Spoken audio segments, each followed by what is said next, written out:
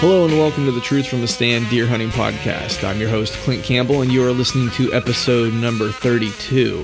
Today I'm joined by the rock and roll bow hunter, Jimmy Herman. Jimmy is the fiddle player, guitar player in the Carrie Underwood Band, and a die-hard bow hunter. We're talking all things rock and roll and whitetails, so stay tuned.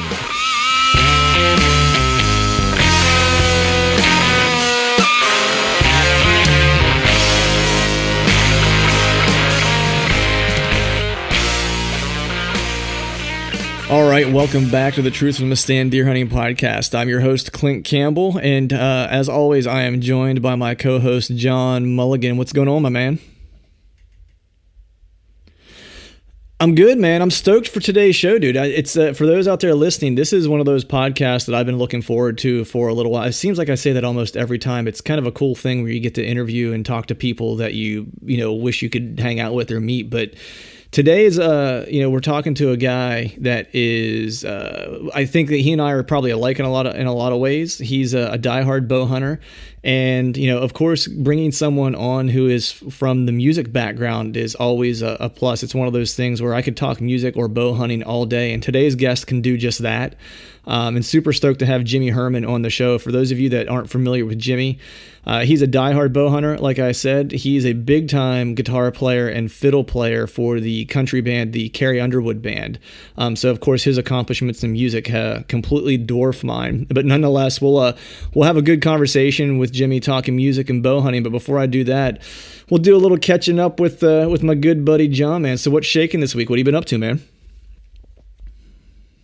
Let's see. This week, what have we done this week, man? It's we had a lot of rain. Nice. I actually just got back in town from the Vortex Open. I went and shot that in Wisconsin over the weekend. That was a lot of fun to hook up with some of my buddies from the Arrow Wild Web show and fling some arrows. Everybody shot pretty good. Won a few prizes while we were there, and just kind of back doing the solar eclipse thing and all that cool stuff, but more importantly, man, I'm just counting down the days to bow season. Dude, I know. I'm right there with. How was it? So I assume you have your eyesight still. What's that? I said I assume you have your eyesight from the solar eclipse. You didn't stare directly at it, did you? No. Well, and man, talking about a total letdown, it was real cloudy all morning long.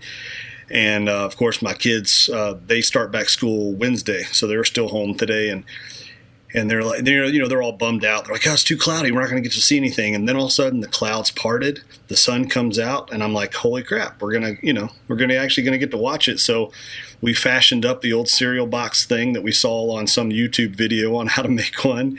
And we were outside and we were checking it out. And we got to about halfway.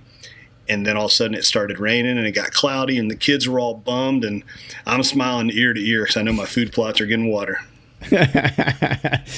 Nice. Yeah, I missed it, man. It's like I planned to go out and check it out. So where I work, it's there's a lot of folks that are into science, and they actually bought a bunch of the solar eclipse glasses and stuff like that. And I heard you can get those half price now.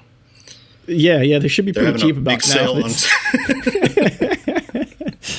I know. So anyone out there listening, if you see like a sale on really funky looking sunglasses that look like they were made from a cereal box, yeah, you might want to pass on that. Yeah. They're only good about once every millennium. Yeah. Well, isn't there another one in, is it 2024 is when they're saying the next one's going to be? I thought it was like I don't know. I kept seeing like it advertised or people talking about like as a once in a lifetime thing. And I'm like, I feel like I've seen an eclipse like multiple times. I feel like I saw one like 2 years ago even. Well, let's see, 1979, there was one, and then 2017, but I want to say, I don't know. I mean, I was, in between phone calls and emails, and then the kids had the TV on in the other room, and I thought I heard them say something about 2024 would be the next opportunity to see one, but there's the people that predict that are a whole lot smarter than me, Right, yeah, I hear that. 7 years, well, that'd be 7 years. That's like Haley, I don't know, Haley's comments, like what, once every 79 years or something, or... Man, people are listening. Maybe that's like a once in a lifetime thing. All right, people listening to this are like, man, these guys do not know their science. Folks, do not tune in for a science lesson from John or I. It's going to be bad news. People are listening going, these guys are dumb. Yeah, I just heard a bunch of people. If it weren't for Jimmy, a bunch of people just turned off their podcast right now. Yeah, so I didn't even get to check it out. A bunch of people went outside for it. I was head down in a bunch of work after I got back from. We had a team lunch today to do some coworker bonding, and I came back and had a pile of work to try to get through, and I just totally forgot. I looked up and it was like everyone came inside and was like, "Oh, that was really cool," and I'm like, "Yep, totally missed that one." So, yep, totally missed that. Catch it next time around. yeah, exactly. But I mean, otherwise, man, it's like my weekend was crazy, man. I think I mentioned on maybe the last podcast that my wife and I were moving to a new house. We picked up a house, and so the packing has started, and I spent the weekend redoing some hardwood floors, and so I have all the aches and pains associated with that. So I'm not moving real quickly today. The bummer is though, man, I don't even think I told you this, but you and I are both obviously getting ready for our Montana hunts. And I've been, training pretty hard and getting ready. And man, I sprained or did something to my foot to where it just hurts like hell. And I don't know what I did to it. And I'm just like hoping that it goes away. On the top or bottom? Bottom. Like, so like the ball of my foot, like it's not my arch.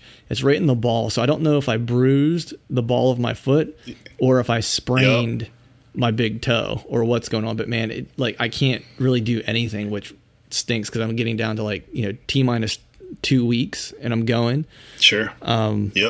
So I'm be honest, I've been freaking out a little bit going you got to be kidding me. Of all the times to get hurt, 2 weeks before I leave is whenever I'm going to screw up my foot. So obviously rest is, Dr. Mulligan's recommendation is lots of rest until you can, because obviously you don't want to get yourself in a situation where it's still hurting when you're out there. Yeah, exactly. So I've been trying to stay off of it, but with moving, man, it's I've been having to carry all these boxes and stuff like that. So it's just completely staying off if it's not been an option. I will say it's starting to feel a little bit better, and I do have a doctor's appointment just to kind of go get it checked out on Wednesday to make sure that there's nothing that I can do, in addition to what I'm already doing. Sure. My method of medication or of healing oneself is some rest and then a couple belts of bourbon, and I don't really feel my toe anymore. So, Yep. Oh yeah. Yeah. It works every time. Yeah. It's a little bit of Kentucky's finest. I don't know how that'll work at altitude though. In Montana, I don't know that would be necessarily the way to go. But man, it might get me. Yeah. It's well, and speaking of Montana, going back to what else I had going on. So, I had a little bit of a cameraman issue. The guy that I was actually that was going to go out to Montana with me to film, last minute threw kind of a curveball, and there was a couple of issues that came up. One was his employment. Didn't know if he was going to even be able to get off work. Oh, wow. And if anybody's been out west, I think anybody will agree that, let me back up. So if you're going to climb into a tree stand with a camera guy, you might not be best friends with the guy, but you're only sitting for 3 or 4 hours sometimes, and you're really not talking. So let's say you're having a little spat, no big deal. Right. But if you're going out west, the mentality is so grueling, and it can be so humbling at times. Example being like last year on an antelope hunt, you might put in a 30, 45, maybe even an hour long stalk crawling on your knees and your belly, or, stepping over cactus in your socks. And just before you're at that point where you might be able to get a shot, then that buck takes off running. So you regroup, back to the truck, start all over again. So it's so humbling, and you got to keep your spirits up. So going into this hunt, I'm already freaking out, oh geez, what's going to happen?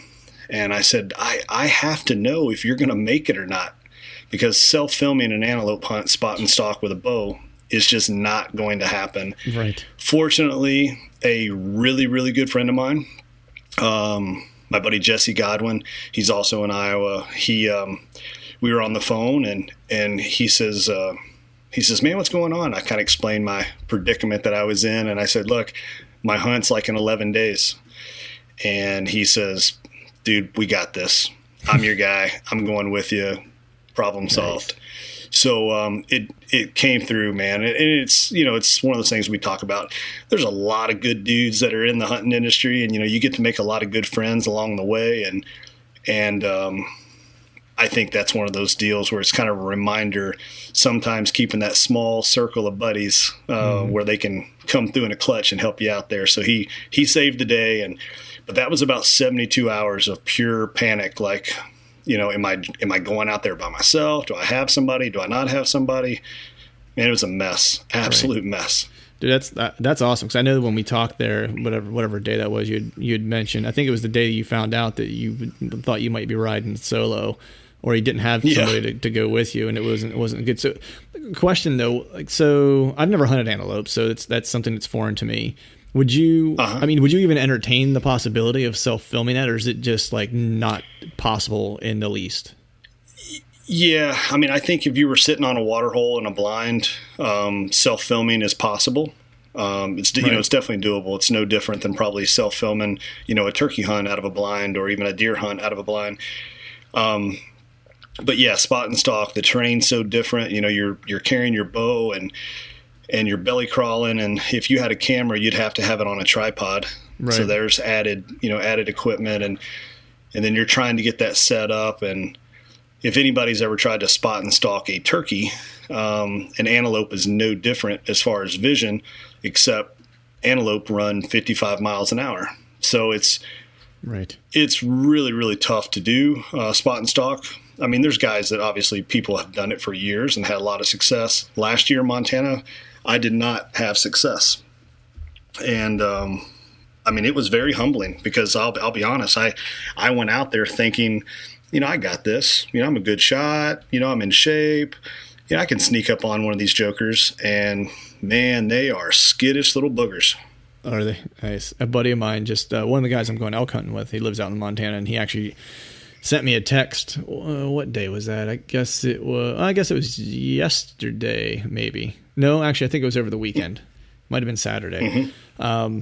He sent me a picture of a blood drop on the ground where he was out hunting antelope and managed to run into one. So I actually never got a text back from him, so I don't know how the track went. But dude, I just seen that picture.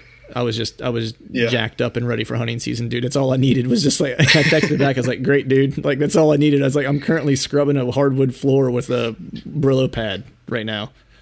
Yeah. Yeah. It's coming up, man. It's getting close. I leave the morning of the 31st. I'll push out of here probably about 5 o'clock in the morning, and I've got about a 2-hour drive on my way to pick Jesse up, and then he'll pile in the truck, and then we'll have about 10 and a half hours or so once I pick him up to make it to our public land destination. Nice, man. Yeah, I mean, it's right around the corner, dude. It's I leave in, what is it? I guess like 2 weeks-ish, like 2.5 weeks, I guess I leave. You've got quite the longer drive than I do. Dude, you ain't kidding. I think it's 36 hours, and we'll do it.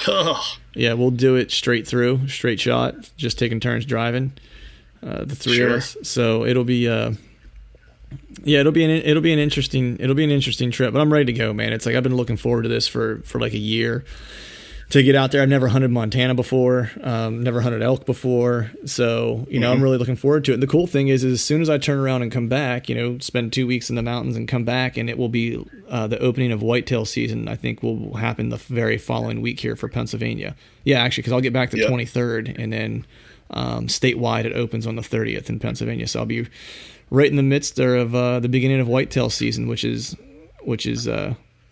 pretty nice, man. I have just a little bit more work to do yet. I'll be headed back home, not this weekend, but next, and wrap up some of the final. I got to finish putting in one more food plot, and then do a card pull, and then that'll kind of be the last inventory I get before the season hits, and I'll try to make that opening weekend plan of where I'm going to go. buck Lucky that I have on camera for the past 2 years. Does he show up? I have one camera kind of set up just for him, where I know where he's bedding, but I know the travel corridor that he's using, so I have it set up in a pinch point there. We'll see if he comes through there and shows himself and gives me some intel that I can get on him. Otherwise, there's a nice one on my dad's property that I can probably get on early. Sure. But my goal is to try to kill that deer Lucky on the big farm during the month of October. So that's kind of my guy this year. Gotcha. We'll see if he shows up. But that's my plan, man. And it's almost time. And it's, I can't believe it feels like I've been talking about it for forever, and it's just right around the corner. Yeah. Yeah. It's I'll get back from Montana, and then I'll have 10 days, and then I'll be in a tree opening weekend in Missouri, September 15th, 16th, and I'll probably hunt the evenings. All those days. I'll, wind permitting, I'd like to hunt the first, 3 days, maybe 4 days, see how that goes. And then it'll be time to kind of back out, let things cool down, and see what the cameras are showing, see what kind of activity we're having. But hopefully the weather's good. And then October 1st to Iowa. But I just found out today, the working man stuff, we work so we can hunt, right? And right. I just found out that I have to travel to Ohio for a work meeting on October 1st and October 2nd. So I'm going to miss the first 2 days of the bow opener here in Iowa. Man, that's a bummer. It's yeah, weird. You're not kidding. October. So you wait all year, and it's like, oh, it's almost here. Nope. Nope. Yep. Your home state that you do all your food plots for, and you're going to have to wait a little bit longer. Yeah, because if nothing else, you just want to get out. You know what I mean? It's like, that's a bummer, man. I know. I mean, and to be honest, like a lot of early season plan this year was to sit in some observation stands and, get a little more scout time and stuff. Now, all that goes out the window if I do a card pull and I've got bucks that are showing up, by my tree stands consistently and patternable and things like that. Then, sure, it would be nice to try to sneak in there and capture one, but I don't know, man. It's like I said, it is what it is. I'm not made of money, so got to work to pay the bills and to have the opportunity to hunt. So just gonna have to grin and bear it, and hopefully that extra little bit of patience will hold off. And there's something also. It's a lot of guys, I think, early season will go rushing in, guns a-blazing, and they can kind of screw up the rest of their season because of that. Yeah, I was just going to say that, man, because I don't know, I've contemplated this year. For me, to get back to our farm, it's like a 3-hour drive to either the big farm or my dad's property. It's a little further from my dad's property, probably about 3.5 hours. So for me, it's like I've contemplated like laying low and just hunting some of the public ground around where I live, or out at my buddy Phil's place. We put some food plots in and stuff like that, where I can go out there and hunt and kind of get my rocks off for the early part of the season, and let the places where I know that I have a deer, kind of, I don't want to say pattern, but I have a good idea of what he's doing, waiting until I get the right opportunity to go in after him. And it seems like I say that every year, and then every year on opening day I'm sitting in a tree stand. So it's right. It's a lot easier. It's a lot easier said than done. Whenever easier said than done. That's right. Exactly. But speaking of bow hunting, man, we got a guy that we're about ready to dial in Jimmy Herman, that is a diehard bow hunter. I'm really looking forward to talking to him. So, man, what do you say we go ahead and shut this thing down and get him on the line? That's awesome, man. I'm telling you, you're right. He's Jimmy's just he's a rocker through and through, man. To quote Joe Dirt there, but he's a great guitar player, and he's a super awesome hunter too. He's grown up hunting his whole life, and I got a chance to meet Jimmy earlier last year. This was last year. And we bumped into each other at some other trade shows and stuff. And I mean, just a genuinely super nice guy that's like always glad to meet people and interact with people. It's pretty cool. Yeah, nice. So I think since we made sure to like make sure people know that we do not know our science, and we also throw in a Joe Dirt reference, I think the up front of this is a wrap, and we can go ahead and get Jimmy on. Yep, let's do it. Let's do it. Before we talk to Jimmy, I want to share a word about our partners at Exodus Outdoor Gear. By now, y'all have heard me talk about the Exodus Lift 2 trail cameras and how great they are. We'll make this short and sweet this week with 3 tips to make your hunting season better. Go to ExodusOutdoorGear.com, use the promo code TRUTH and pick up a badass trail camera, then thank me later. Now let's talk my 2 favorite things with Jimmy Herman, bow hunting and rock and roll.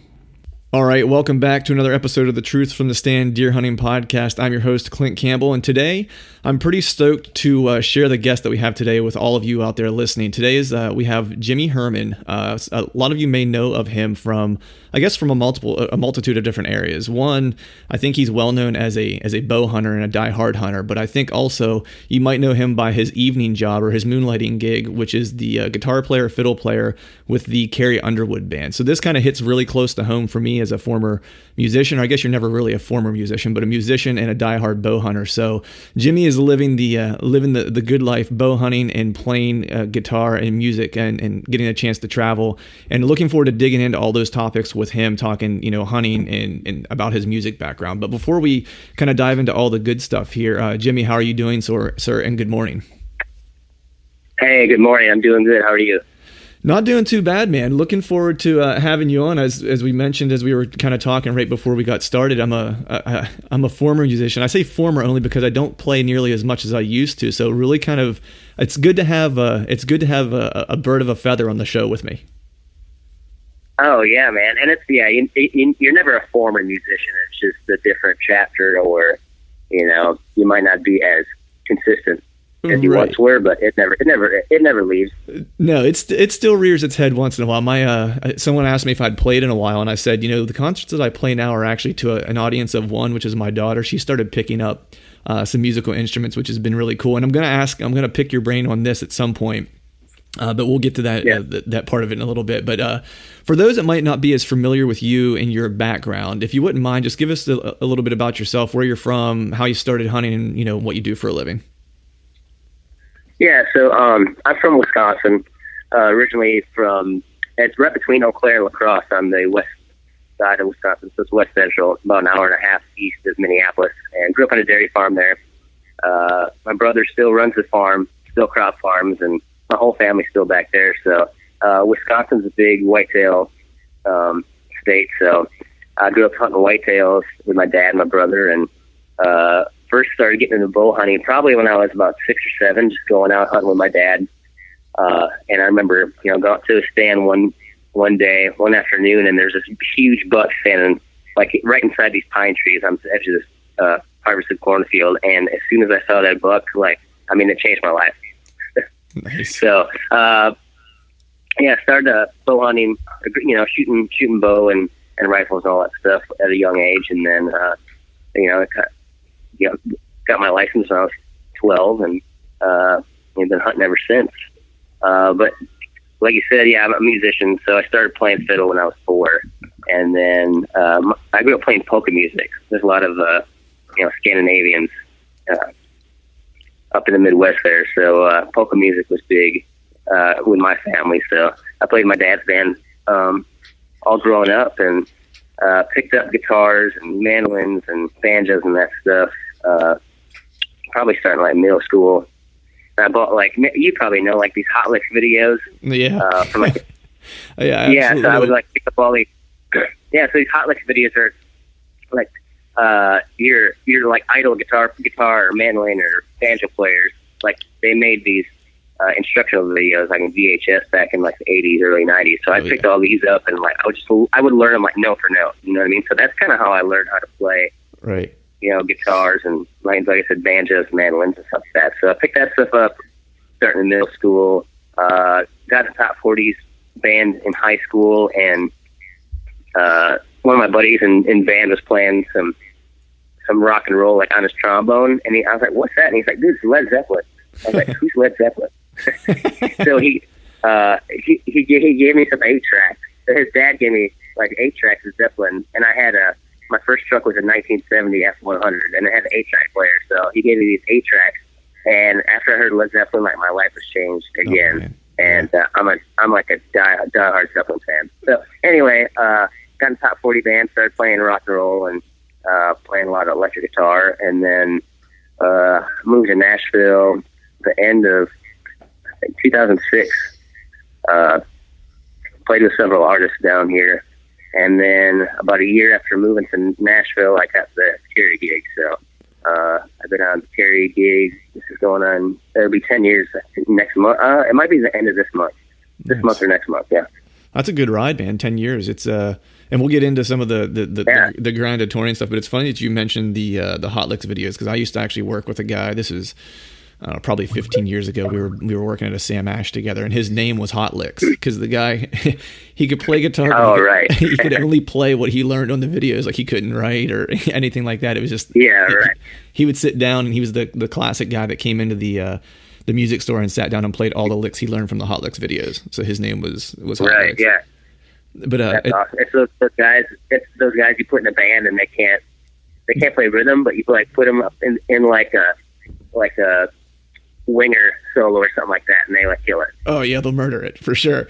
And the Led Zeppelin thing was kind of interesting too. I remember when I was a kid and I was introduced to Zeppelin and Pink Floyd about the same time, because my mom was a huge Zeppelin fan and my dad wasn't really much of a Zeppelin fan, but was a huge Pink Floyd fan. So I kind of got, I guess, exposed to both of those at the same time. And I remember laying in my bedroom as a kid and I would turn like a strobe light on and just lay there and listen to those records. You know what I mean? And just kind of imagine how are these guys making this music? And to the point to where it's like after I left the previous band that I was in years ago, I was going to do a little 2-piece band, almost like a sludgy, almost stoner rock type of thing. And my idea was to call it Big Leg Woman from the Zeppelin lyric. I just thought, yeah, that's awesome. Yeah, that's awesome. Little black Bumper lyrics. Yeah, exactly. I was like, man, it's just like an obscure kind of reference. Big Leg Woman. I was like 2-piece, really loud, thundering bass, almost kind of like the Melvins, or something like that. Okay.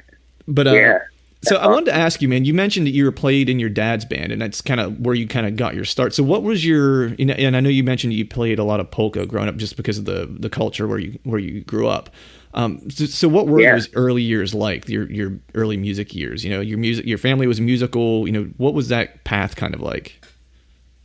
Yeah. So my dad played bass, and like I said, he had a polka band / classic country band with a polka vibe. Okay, so all the mentors I had musically were all, they were, late 60s in their 70s. Wow. So those are the people I hung out with. I went to school and played. I played Little League baseball and stuff like that. But on the weekends, I was out playing 4-hour gigs, and we'd play these dances, and it wasn't going to your demographics was probably the youngest person there was 55. Right.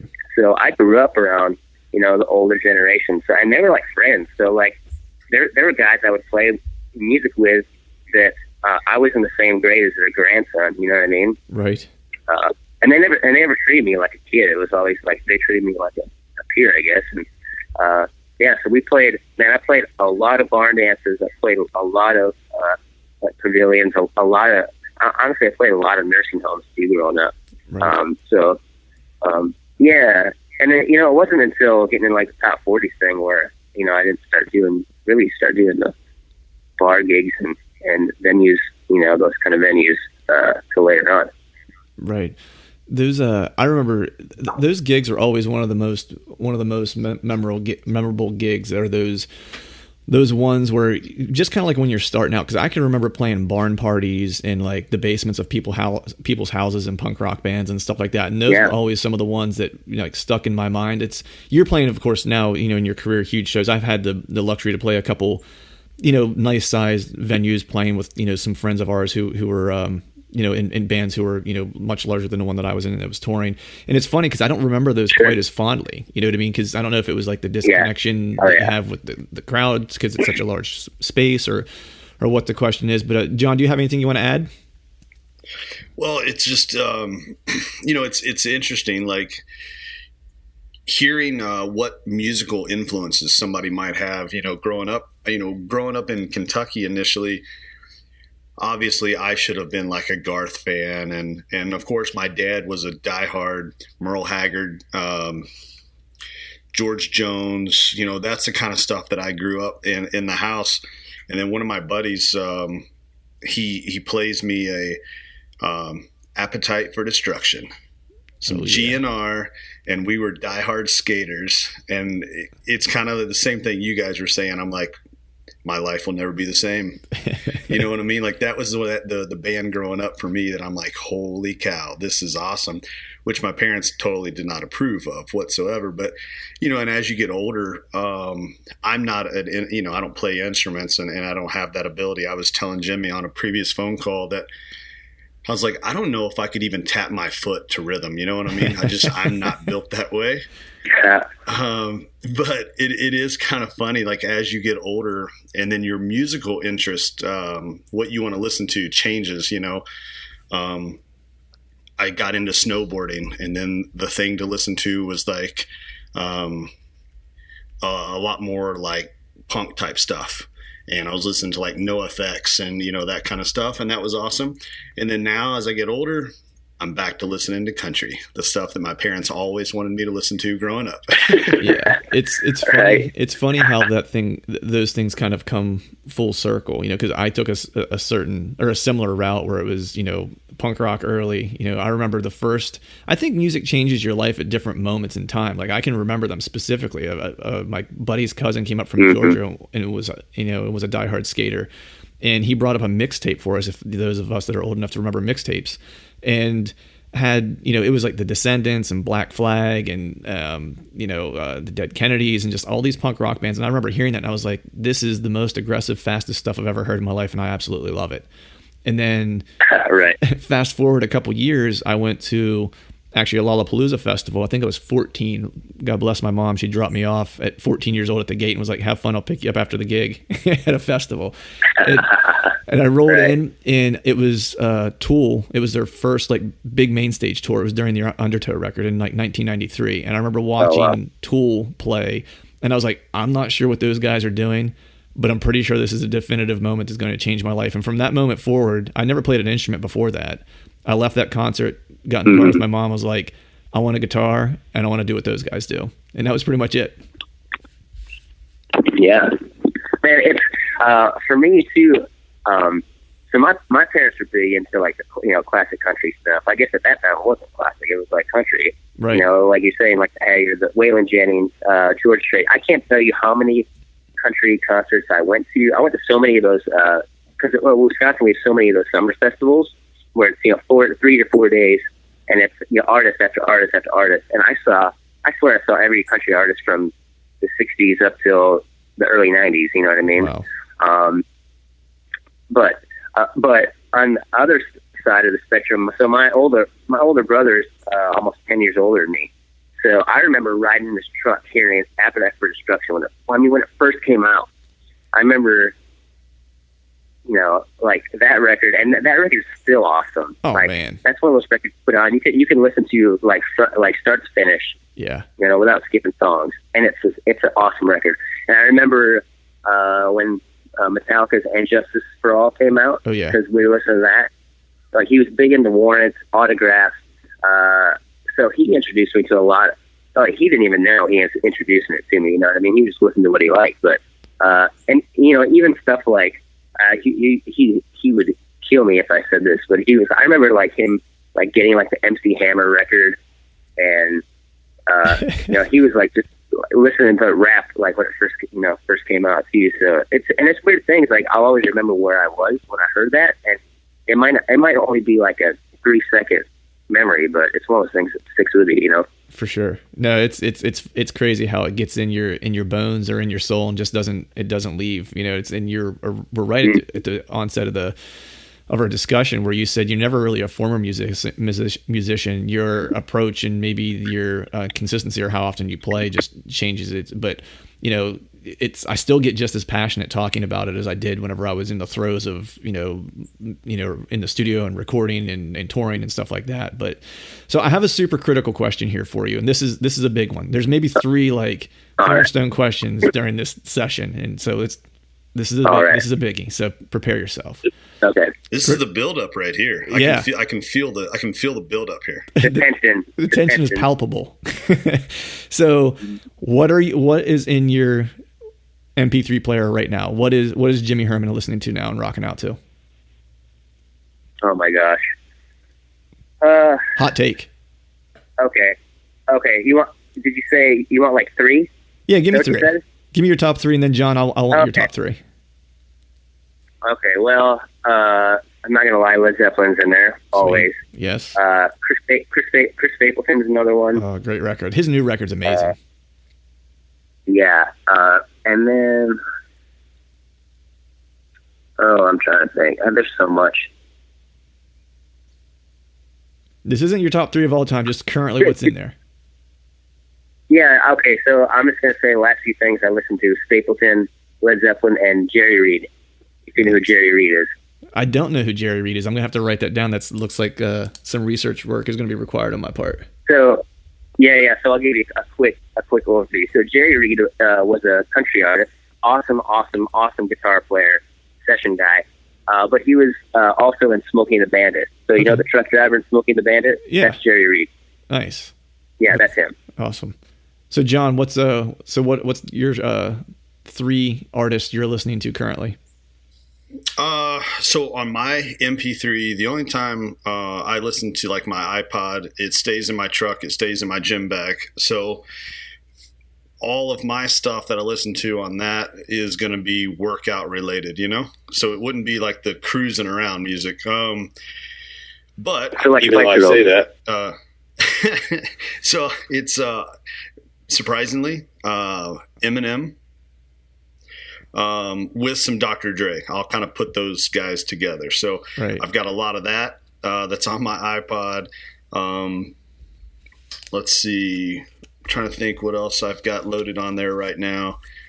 I do still have some old school Appetite for Destruction, which, you know, like you guys, like we were saying, that's an album you can just start track 1 to like track 12 and you're rocking out all the way through Mr. Brownstone. And then third would be Chris Stapleton as well. And a little fun fact, I believe him and I were actually at the same birthing hospital at the exact same time. Oh, that's right. He's from Kentucky. In Lexington, Kentucky. So that's kind of weird and random, but yeah. That's cool. So in my rotation currently is, so number 1, actually, it's like I'm absolutely digging in one of my favorite things recently. I have a bad habit of like, I find something I like and I just listen to it until I almost kill it. And that is currently Jason Isbell's new record. Phenomenal. Went to see him live. And then the other thing that's in my player right now is the band that he was in prior to that, which was the Drive-By Truckers. I used to see them quite a bit when I lived in Orlando. A friend of mine owned a small club and they would tour through. So I got to see him quite a few times with the Truckers. And then the other one, this one's might be a little bit more obscure, but it's his name's Lincoln Durham. I don't know, Jimmy, did you ever hear of him? No, I haven't. Check him out. He's really good, man. I think he's from Texas. One-man band. He does play with a band sometimes, but he's almost like a blues punk rock. It's like if you took like an 80-year-old like black man from the Mississippi Delta and gave him a slide guitar, but stuck him in like a 29-year-old punk rocker's body. Like that's who this guy is. Yeah. It's just really weird gothic blues, Delta blues, slide guitar, one-man band type stuff. But yeah, that's killer. Yeah. So that's what I've been listening to lately. But I, of course, big fan of Stapleton. Got to see him, I guess, a year or so ago. I just can't believe that voice comes out of that man. It's just... I know. It's crazy. Before we turn our attention to bow hunting, let's hear this week's Whitetail Institute food plot tip of the week. Think missing your spring planting date means no food plots for you this year? Think again. John shares how being late to the food plot party could help set your food plot table up for success. What I tell folks is if you've missed your planting dates, wait till the next set of planting dates. And especially, I do down here in Alabama, I plant everything in the fall, except for our specific spring, summer, annual power plant. If I miss the spring date, tell folks just wait till fall and use that intervening period to do an especially good job of getting your seed bed ready to plant. Yeah, you'll miss a few months of having a food plot in there, but as a result, you'll have the best growing environment for that fall forage that you can possibly provide. And if you plant a perennial, that will help you in maintenance in future years, because you'll have gotten a lot of grass and weed seed out. You'll have the optimum growing environment for the perennial forage. And the best way to keep weeds at bay in a perennial food plot is to keep it as thick and lush and healthy as you can. And that, my friends, is a Whitetail Institute food plot tip of the week. If you've missed your spring planting window, be sure to check out all the fall planting products Whitetail Institute has to offer by using their product selector tool at whitetailinstitute.com. Here in the next 2 weeks, I'll be getting my fall plots into the ground. I'll be using a combination of Attraction Plus, bow stand, and tall tine tubers. Now let's get back to the show. All right, so this is a hunting related show, so we should probably kind of dig into some hunting topics. The important stuff. Yeah, the important stuff. So the one thing I'm always curious, man, because I know when I was playing it wasn't to the level that you are, that time was just of a premium, right? It's like, especially when you're on the road and in the studio, and I know you do a lot of session stuff too. So how much time do you actually get to hunt, with your music schedule? Do you get to get out every year, or how hard does touring make it to get out into the woods? Man, it's like a touring year. It's pretty tough. Honestly, like last year, we were out all but maybe like 40 days for the year. So, wow. So in Nashville, we've got property I bow hunt whitetails on. So that's mostly what I got to hunt last year, just because of the schedule. But like we had a day off in Boise last fall. I think it was right around this time last year, and I've got several friends out there, and I went scouting for elk with them for a day, just to check an area. Mm-hmm. I guess it was like a draw only unit. We went and did that. If I honestly have more than a couple days somewhere, where I can get an over the counter tag, I'll typically do it. But if it's only like a day, I mean, that's a lot of cash to drop down for one day, and you know what I mean? Yeah. So it's really tough on a touring year. I'll try and get out with buddies and like either just go out with them, and try to, right, help carry something out if they get it, or just to go out and be on a hunt with somebody else, or just scout. It's like, with the schedule like that's enough. You know what I mean? It's worth it. Right. Yeah. So I mean, see, you were home 40 days last year. So you guys are doing like over 300 gigs a year, right? Roughly. I mean, it's probably closer to 200. The first tour I ever did with her, I mean, there were a couple like 6 in a row. Like we did 6 shows in a row, and I mean that's brutal. So this last tour we have a show and a day off, or a show and a couple days off in between cities. It wasn't as hard on her and the band, and especially the crew, man. Like I can't imagine being a crew guy where you're setting up and tearing down stuff every single day. You know what I mean? Like being a musician, like our job's like 90 minutes a day and we're done. Right.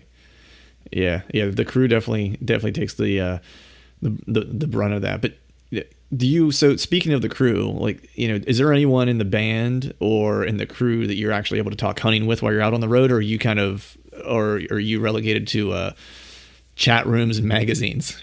There's a couple of guys that hunt a little bit, but I typically kind of do my own thing, and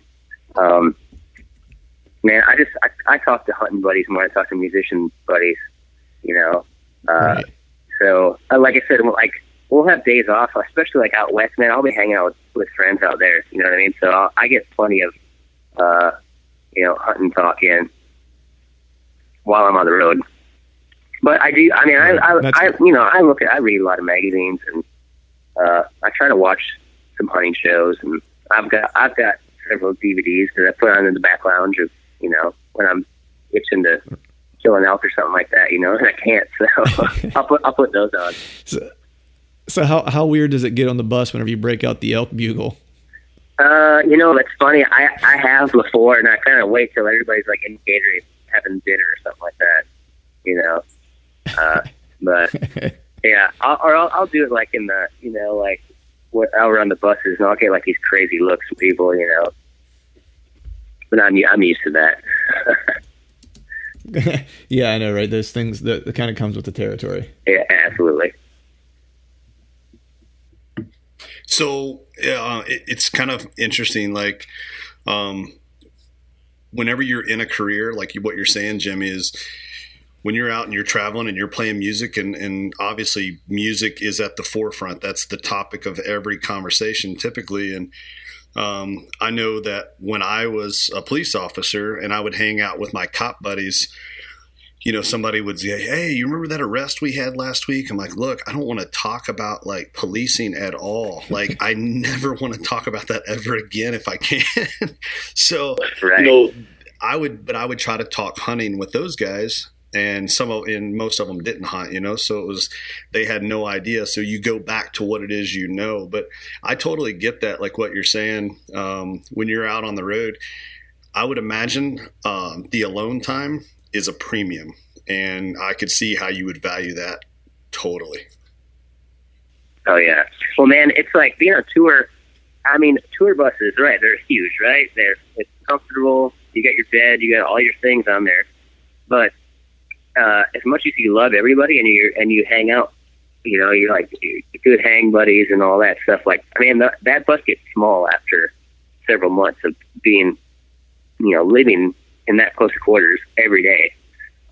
So yeah, man, like days off and stuff like that, man, you know, it's like we all typically kind of do our own thing and get out and you know, whatever. But, you know, and talking shop, like for us, it's like, you know, we don't talk too much about shows, you know, just because it's kind of redundant, right? Or it's like you kind of live it. But honestly, like me being out on tour, doing the hunting thing, I'm a minority, really.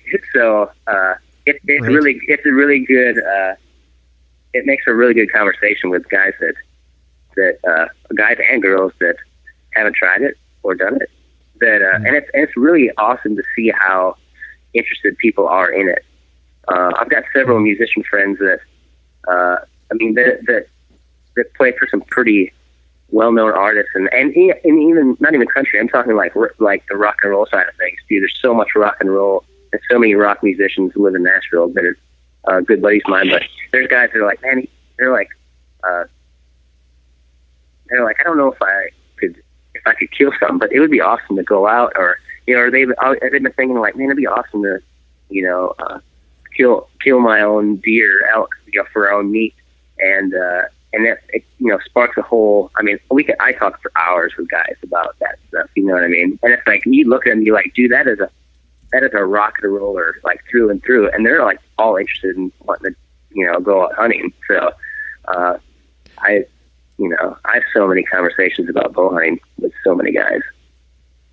Right. I think one thing that's interesting, you know, is that you have a unique position where it's, you know, your career allows you a lot of, or I guess affords you the opportunity to have a lot of touch points with people. You know what I mean? Yeah. And that's one thing that I think that I appreciate the most about what you're doing is that you use it as a platform to kind of make sure people understand like what you're into and what the hunting lifestyle is, and that it's not necessarily what they see on some of these, what I'll call just kill DVDs, you know, or kill shows. Right. Yeah, sure.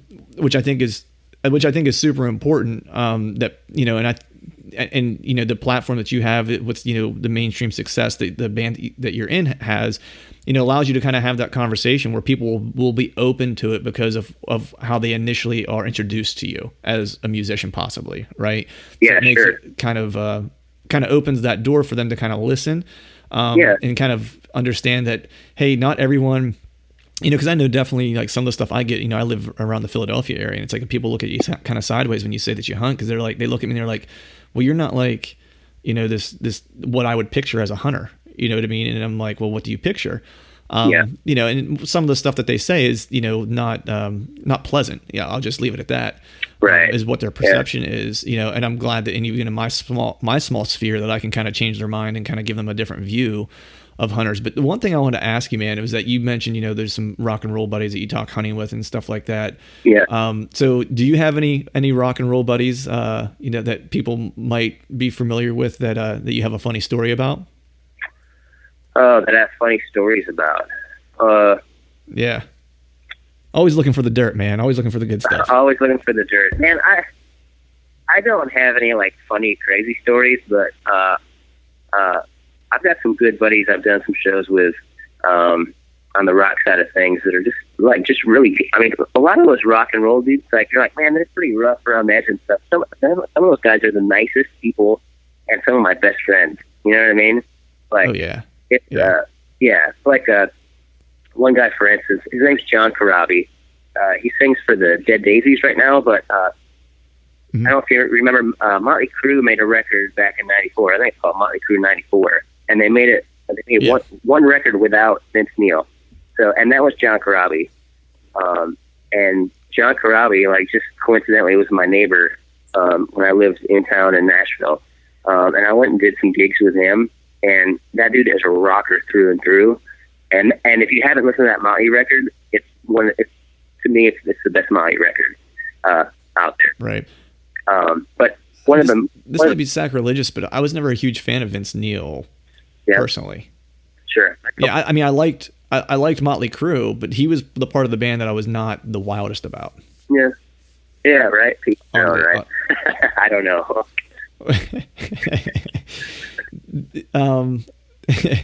So it's funny because you're right. I mean, some of those guys, you build some of these folks up, right? And I had one run-in with, I guess, two different run-ins, you know, that was interesting. It was, you know, I was in a band and, you know, we got a deal and we went actually to LA to record and stuff like that. And we were working with this guy who did some filter records, and he did the Army of Anyone stuff with the guys from Stone Temple Pilots. Yeah. And I actually, you know, Dean DeLeo was like one of my guitar heroes growing up. Oh yeah. Just because I thought he was kind of the second coming of Jimmy Page. You know what I mean? That was kind of how I saw him. And so I absolutely loved his stuff. And so ST sounds a lot like Zeppelin. They, like, I mean, Stone Temple Pilots. Yeah. I mean, they definitely have big Zeppelin roots for sure.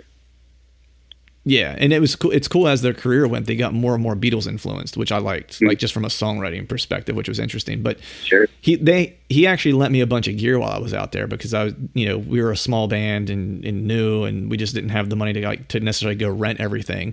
And so he basically was like, yeah, whatever he needs. So he lent me a bunch of amps and stuff like that. Swung by the studio. I was like, hey, I heard your demos, man. He's like, it sounds like things are coming along really good or whatever. And then they were actually playing a show in LA. And then invited, you know, their producer and then me out to hang out. And I got to kind of hang out with all those guys, which was like unreal that they took the time just to hang out with like a normal dude that nobody really knew. Right, yeah. You know what I mean? Kind of surreal. Which was really cool. You know, and they were just really down to earth, normal dudes, you know, that just, you know, they just wanted to go like hang out with their wife and their kids and have dinner and just like everybody else. And sometimes we forget that they're actually real people. The other run-in was the guys from Shinedown. Actually, we played with them quite a few shows, and I actually went and rehearsed with them a handful of times as well. And that was one of the things where, coming from like a band that was more, you know, regional and on the come up and always on the verge of hopefully doing something, I stepped into a room with them and rehearsed. And Brent is a phenomenal singer. It was one of those things where you immediately knew the difference between some guys that you've like worked with as far as singers to like a guy that's like on another level, you know what I mean? Where it was just like, we were rehearsing these songs and I'm like, this sounds exactly like the records. Oh yeah. Like there's not a missed note. There's not a flat note, like anything. But they were really nice guys too. And I think that sometimes, you know, people forget that these are just regular dudes with regular lives too. Everybody is, man. Everybody is. It's like, I was fortunate enough to do some gigs with Gene Simmons first part of this year, and it's like we're sitting on the couch, you know, in the green room, and it's like this dude, like the dude's normal, like he's a normal dude, right? I mean, but you think about like Kiss and like their legacy and just Gene Simmons in general, like this is so surreal, but just like super nice to me. He was super awesome to my kids and my wife, and it was just crazy. And you're sitting there talking, having a normal conversation, and being like, there's probably like 1 million fans that would be like dying right now. Right. But he's another dude. He's just another dude. Yeah. Exactly. Yep. So is there anybody that still, even though you've been doing this for a long time and in the industry, that whenever the thought of meeting them or seeing them, you're kind of like, whoa, like that's so-and-so. Yeah.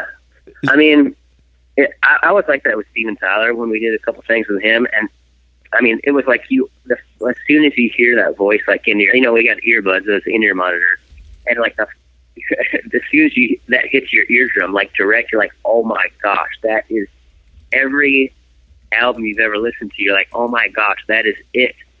And it's got, guys and female artists are like that. They're like, they have that it factor. You know what I mean? You're like, oh my gosh, like as raw or as perfect as pristine as it is. You're like, that is it. That was really cool. Honestly, like any of the Zeppelin dudes I would be like a little girl. You know what I mean? Yeah, for sure. Like I'll admit it right now.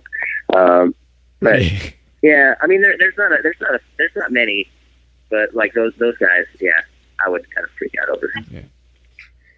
Well, that's and that's the funny part too. Like, because Jimmy, when I first came across you, I mean, it was actually as a hunter.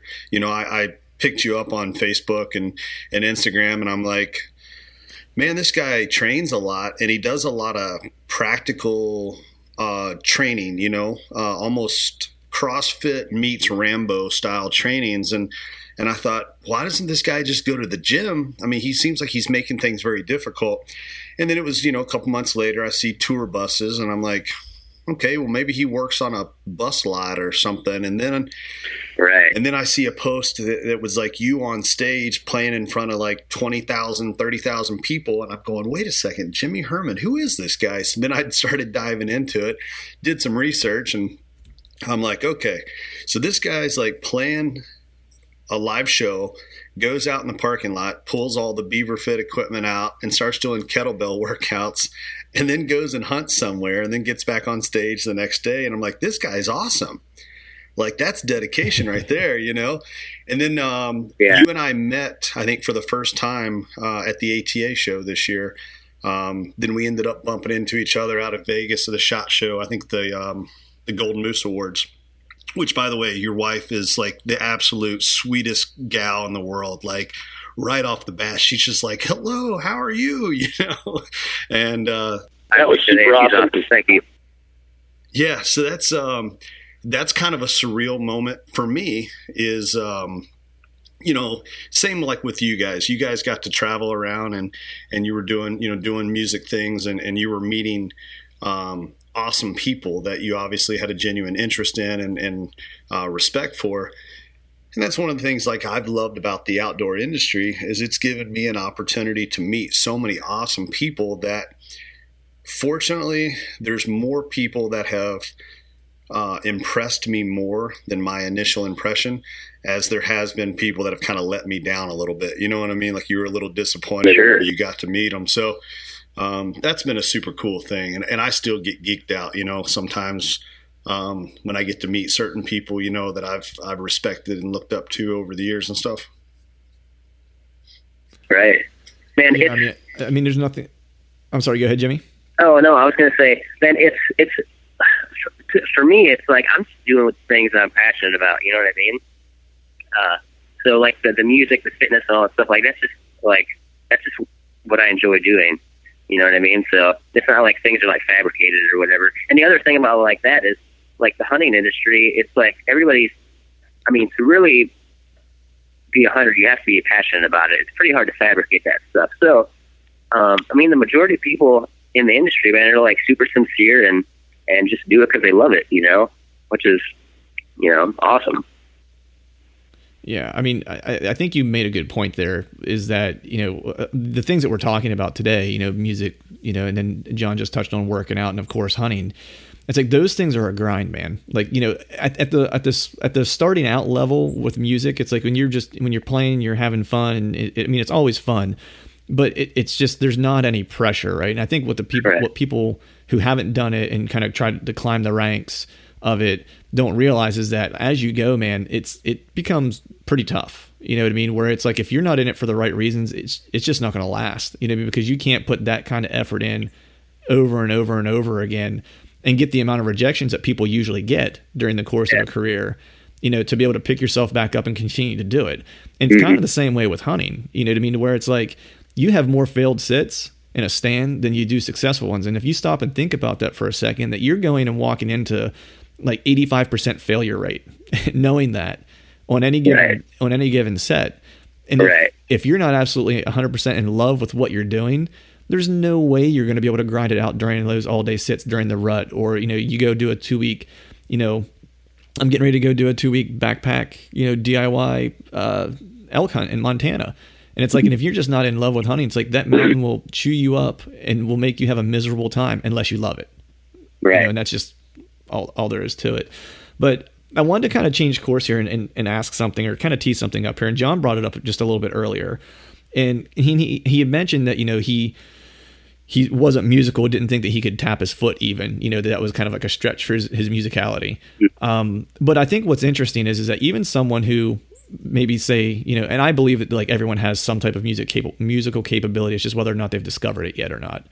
And it's interesting how music, even though people feel as though they don't have a musical talent, that music still speaks to them in a very powerful way. And then sometimes I think even more powerfully than those of us that do play.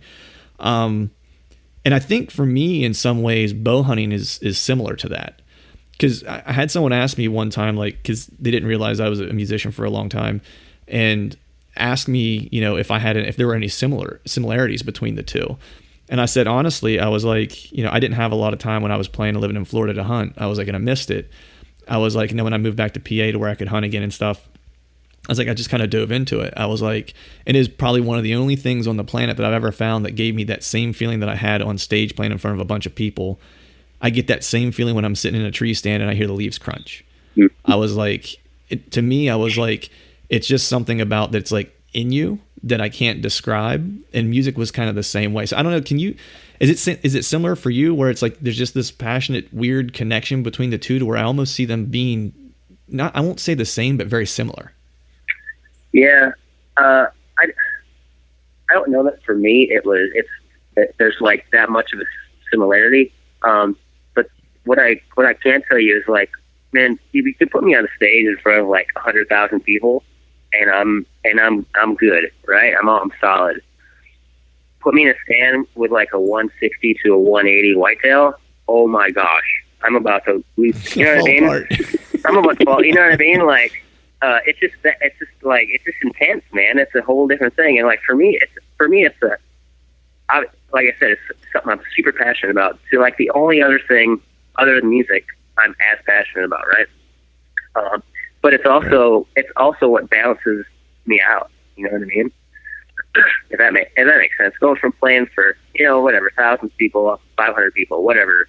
You're on the road. You're like in cities all the time, and then all of a sudden, like, I'll go to Wisconsin and go hunt the rut, like seriously the next day, and go sit out in a stand with no one for miles. It's like it levels me out, you know.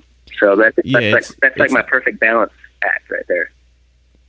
Right, it's like the yin and the yang, right? It's the overstimulation with the just the right amount of self-stimulation of being in a stand with your thoughts and being able to just kind of think and view and take in all the stuff that's around you that just happens naturally, that, you know, I think sometimes we just don't recognize because we're just moving too fast, you know? Yeah, right. I know the one thing for me that I noticed was when I started thinking about it just retroactively, is the writing process of music, and how I think bow hunting, after I kind of moved on from music and was bow hunting a lot more, it became kind of apparent to me, at least, that to me there were a lot of similarities in that there's these extreme highs and lows. You know, sometimes a song, it takes, you know, you could probably speak to this better than I can, but sometimes it can take years for a song to come about where you've had this chorus for 3 years Mm-hmm. and it just never seems to work right. But then one day, all of a sudden you wrote a verse that all of a sudden just goes with it. And then the song comes together. Yeah. And then there's these other times where these pieces just seem to fall out of the sky and you write an amazing song in 3 minutes. And it's just like, it just came to you. And hunting is a lot of the times the same way. It's like you can put all this work in and all this effort, and sometimes it just doesn't come together. And sometimes you get into a stand and bada boom, bada bing. It's like you didn't even have to try it. And Right. 160 or 180 walks out in front of you. Do you feel like there's similarities there with those highs and lows and how you kind of manage those peaks and valleys? Mm-hmm. Is there a similarity there for you, or is that not, or do you not feel the same way? Yeah, I mean, it's really like, to me, it's like, if it's one of those things, like, if it's meant to be, it's meant to be, you know what I mean? Like, the things that, as far as like music, like writing, it's like the best stuff is the stuff that, I don't want to say it takes less effort, but it just naturally happens. You know what I mean? Like, you know, so the force things are what doesn't work out. And the same thing is like hunting, you know, like say you're out west elk hunting, right? And you got a screaming bull that just won't come away from the cows. It's like, if you're trying to really force yourself in on that bull, or trying to make him come out, and he's not coming out. Like, I mean, eventually he's going to bust. You know what I mean? Like, it wasn't meant to happen. And then there's certain times where it's like that bull will come in from, you know, a couple hundred yards, and like straight to you within. I mean, if before you shoot it, it probably would have come within 5 yards. You know what I mean? And it was like, it seemed like no matter what you did, it was perfect. You know. So to me, I feel like it's just one of those things where. So like, for instance, like last fall, I shot my buck here in Tennessee, right? And I rattled and grunted. And he came in on string. Like, I mean, it was like he came flying in, right? And then there's times where a buck will be, you know, just outside of bow range, and you grunt and you rattle at him, and I mean, you're throwing stuff at him practically, you know, to try to get him to, you know, move in just a little closer, and he doesn't, you know, he doesn't want it, you know. Right. Yeah, it's. I mean, to me, that's kind of the similar thing of, as far as like, you know, writing music or like even like you know, being you know, like guitar playing or fiddle playing. Like, if you're trying to force notes and licks and solos like that, it can turn to a train wreck. But it's like, you know, you'll be like in the zone and it'll just effortlessly come out, and you're like, oh my, like people are like, oh my gosh, that's the most amazing thing ever. I have no idea where that came from, because you know. I know, right? Those are the best. Yeah. I don't know if that answers your question at all, but that's, you know, that. No, it totally does. I mean, I think the thing is that there is some type of, you know, similarity there. You know what I mean? And I think the unique thing is that everyone approaches it differently, right? Yeah, right. Different people have different processes for writing, just as they have different processes for bow hunting. And it's not necessarily that there's a right or a wrong way. There's just a way that works for you. Which kind of leads me into my next question, which is, you know, I know music is one of those things that's, you know, or I guess it's more of a, like, beauty is in the eye of the beholder, right? Everyone has a perspective on what's good, what's bad music. Everyone's a critic, I guess is kind of what I'm getting at. Yeah, right. You know, and hunting's kind of similar. I've found, of course, you know, especially with social media and everyone's ability to kind of have, you know, keyboard muscles, if you will, or, you know, everyone's done more with less, and, you know, shot a bigger buck, or you should have passed that one because he's too small, and everyone has, you know, is judgmental as far as like what, you know, folks should be, you know, shooting or not shooting or passing or whatever the case might be. So I'm just curious, with your, you know, music being something that is, you know, an industry that does have a lot of critics, you know, hunting I think does as well. So do you see there being social media providing a good influence or a bad influence on the hunting community at large? What's your perspective? Well, I mean, I think it just depends on, you know, who and what content people are putting out. You know what I mean? Like, how, you know, like how realistic certain things are. I mean, like the majority of people aren't out there killing 400-inch elk or 180-inch whitetails. Right. Most of the a lot of guys are happy to see one buck a season sometimes. Right. But I think overall, I mean, I think it's what people are putting out there is good. It's the thing for me is like doing this at this level, music wise, is like everybody is a critic, right? But at the end of the day, you got to do what makes you happy, because honestly, people aren't losing sleep over what you're doing, really. You know what I mean? Right. And even the people that are like, that'll bash somebody on social media for, not, I don't know, like being a sincere guy, like a bow hunter or something like that. Like they'll put some comment, on Instagram or something, right? And but like me, like if somebody said something negative towards me, right? And I'm, I get bent out of shape, or I could get bent out of shape about it, right? For days or something like that. And all honesty, that person left a comment just because they were, for whatever insecurity they have, right? And then they leave the comment, and then that's it. Like they probably aren't thinking about it after that. And then meanwhile, I'm thinking about it. Right. So, and it's the same thing for music, especially the music, man. Everybody's a critic, right? Like, oh, that guy's a horrible guitar player. Yeah. Then you ask the next guy, oh, he's an amazing guitar player, or or whatever. Like, it's to each their own. Like there's a reason everybody's doing what they're doing, right? But at the end of the day, you got to do what makes you happy. That's really it. You know what I mean? Right. Yeah. That's well said, man. I think that's the important thing is like, folks out there, if you're, just kill the, if it's deer hunting, shoot the deer that you're proud of, that you like. Yeah. I mean, it's, don't let anyone else, don't let, other people posting pictures of bigger deer sway whether or not you should pass another deer or not. Because I think, for me, it's like, I'd rather that guy or girl shoot that 1.5-year-old buck if that's what's going to make them happy and keep them hunting. Yeah. Because otherwise, if not, eventually, they're going to get to a point to where they're having zero success, and it seems like a zero-sum game to them, and then they leave hunting. And and we're not in a position as hunters where we can lose hunters. I mean, hunter recruitment is down, or the hunter numbers are down. I shouldn't say recruitment, but hunter numbers are down overall. And we need as many people to create as loud of a voice as we can, so we make sure that the issues that are important to us, whether it's public land or whether it's our right to continue to hunt or whatever the case might be, that we have a substantial voice in that fight.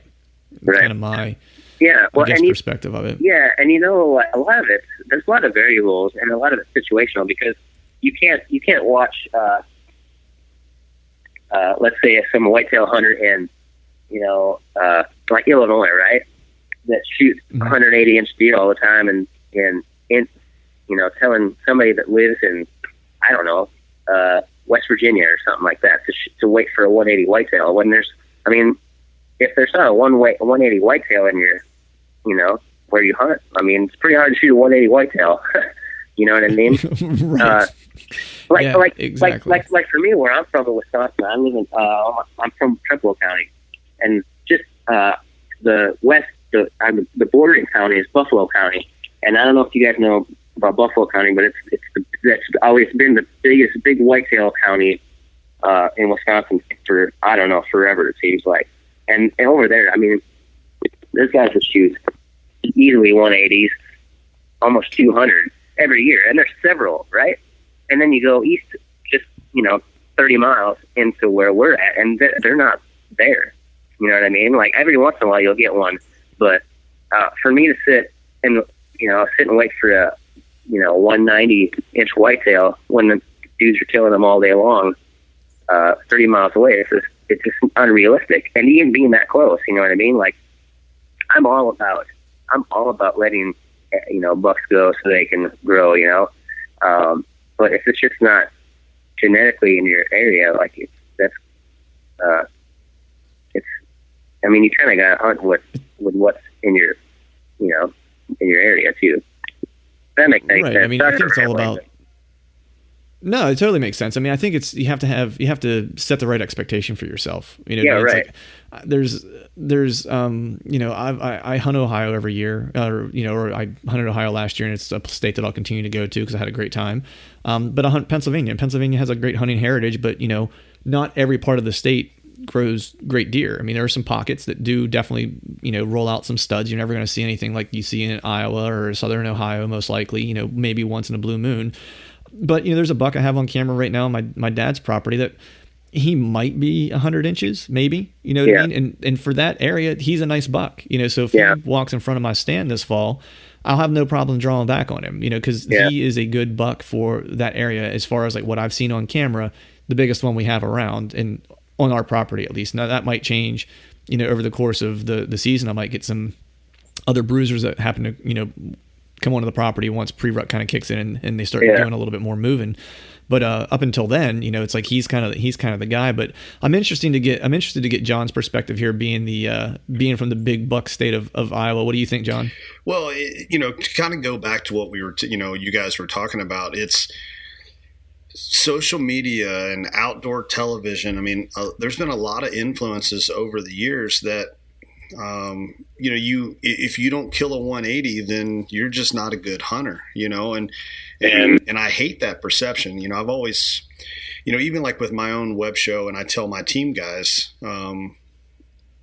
obviously everybody was kind of pre-picked and I knew what everybody's intentions were. And it was, you know, the pursuit of hunting a mature animal.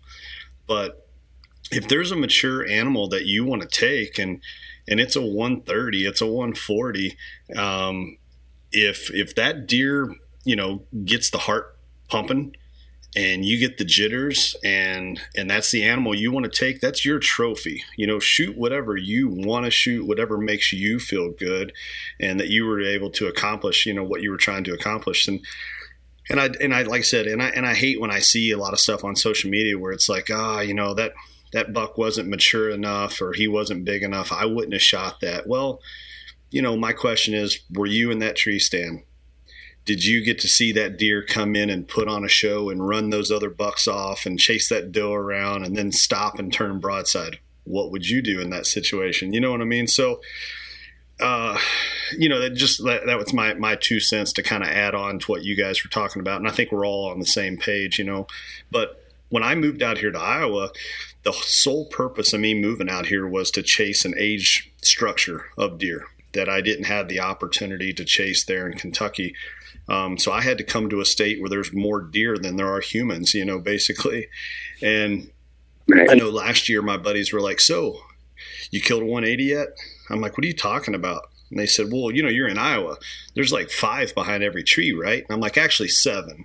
I'm just a really crappy hunter, you know? So it doesn't exist, you know? And that whole TV world of if you're going to kill a big buck, you got to be in Kansas or you got to be in Iowa. There's big bucks everywhere. It's all relative to what is big genetics for that state. You know, you're not going to kill a 180 in Florida, but does that mean you can't go to Florida and kill a big buck? Of course not, you know? Right. So, yeah, that's my thing, man. I myself, I like to hunt, you know, mature animals. And last year I passed a bunch of 3-year-olds that were actually bigger than the 4-year-old that I killed. But that's my thing. Hunt mature deer, but at the same time, hunt what makes you happy. I mean, I think this is a passion-driven sport, and that's why we all do it. And like Clint, like you were saying earlier, we walk into the woods. I'm going to change your percentage.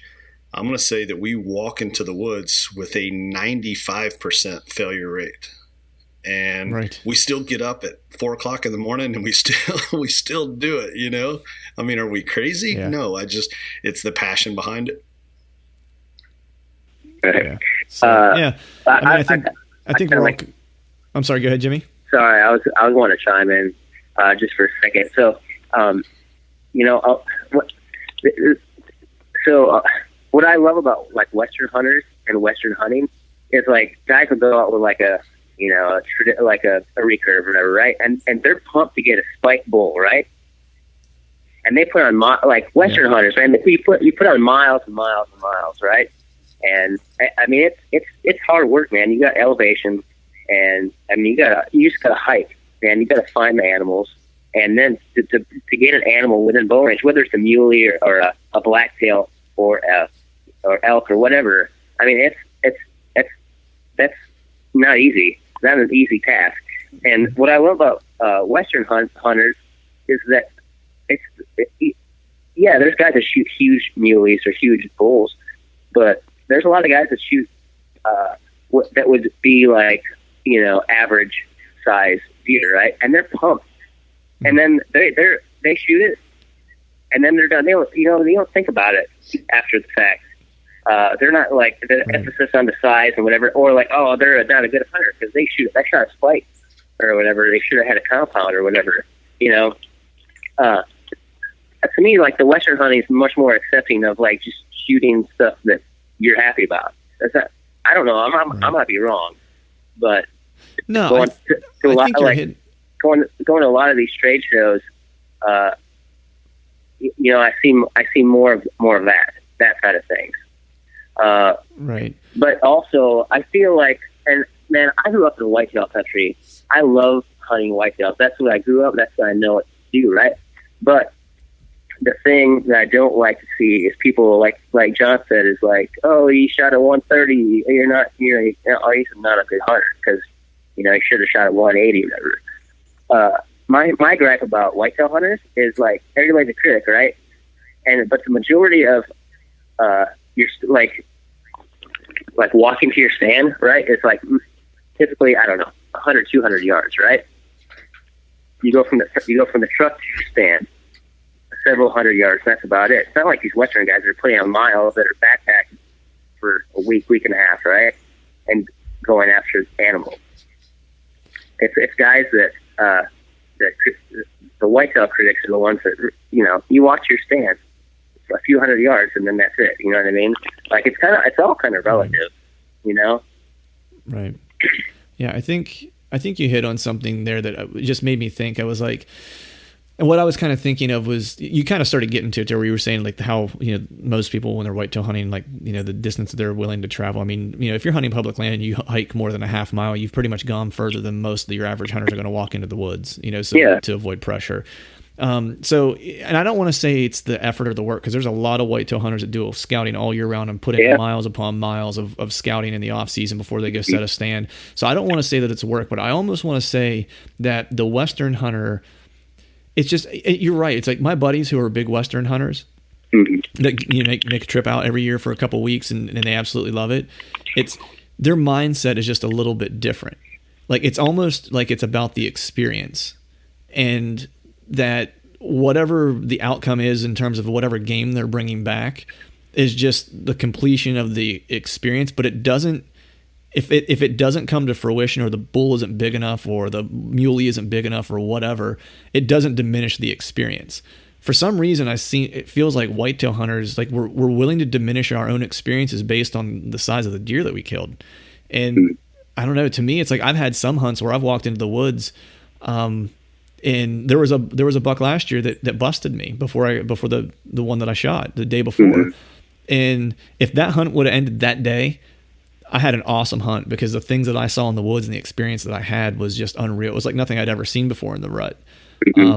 And so from that perspective, it was like it could have stopped that day without an eaten tag soup, and I would have been happy. Right. So I don't know. I think you're hitting on something there, and I think it's the appreciation for the experience. I think whenever it gets to the Western hunters, because I think the amount of physical effort that they have to go through to get there, that it's like it's not just about the antler size. It's like, man, you might have hiked 10 miles that day and then had to track it for 2 and then pack it out, in 4 trips over the course of 5 miles, and pack out, a total of 20 miles, one back and forth trip. So it's like the work, it becomes part of the story. And I think that's what people kind of forget, is that story. And it's like, and I know John, you're buddies with this guy, and I've been watching a lot of his stuff recently is Jason Matzinger, I think, right? Into the High Country. And I've been watching a lot of the stuff that he's putting out, and it's like, it's just obviously his videography, like his skills as a producer and like in the film is just super well shot. But beyond that, it's kind of how he's telling the story, because it's not over dramatized. It's just capturing what happens, and like what actually happens in an elk hunt is actually exhilarating, and it's and you get to kind of experience the whole experience, you know. And I think that's what Western hunting really does really well. And I think that when people talk about it, that's what they talk about is the experience. They get to like what happened with the kill later, but they'll tell you everything that happened in between first. Sure. Because that's really the meat of it.